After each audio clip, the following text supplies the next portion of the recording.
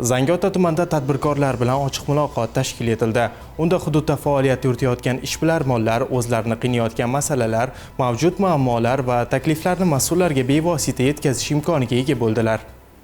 Muloqot davomida tadbirkorlarning murojaatlari birma-bir tinglanib, ularning faoliyatini kengaytirish, ishlab chiqarish hajmini oshirish, yangi loyihalarni amalga oshirish hamda ish o'rinlarini ko'paytirish bilan bog'liq masalalarga alohida e'tibor qaratildi.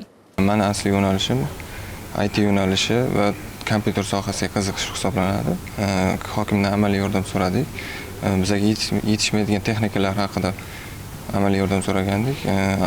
Amaliy yordamimiz qo'llab-quvvatlandi va inobatga olindi. Bizlarga ijobiy tarzda javob berildi. Biz ham mamnunmiz shundan.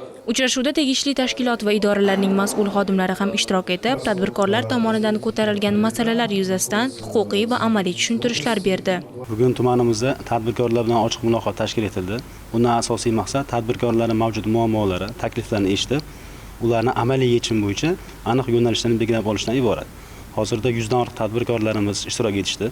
Har birini kredit olish masalasi, ishchi o'rinlar yaratish masalasi, qo'shimcha imtiyozlar bo'yicha aniq fikrlari belgilab olindi, mas'ullarga yo'naltirildi.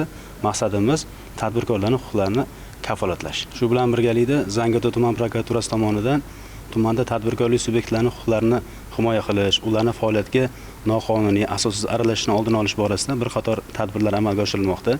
Bu uchun birinchi navbatda tadbirkorlik subyektlaridan uchrashuvlar tashkil etilgan, har biri bilan aloqa o'rnatilgan, ularni faoliyatini qonuniy kafolatlanishi ta'minlanmoqda. Bu kabi uchrashuvlar o'tkazilishi tadbirkorlarning huquqlarini himoya qilish, ularning biznesini yanada ham rivojlantirish, aholi bandligini ta'minlash va mamlakatimiz iqtisodiy rivojlanishiga katta xizmat qiladi. Ayrim murojaatlar joyida o'z yechimini topgan bo'lsa, qo'shimcha o'rganishni talab qilgan masalalar bo'yicha mas'ullarga tegishli topshiriqlar berildi. Har bir murojaatning ijrosi nazoratga olinishi ta'kidlandi.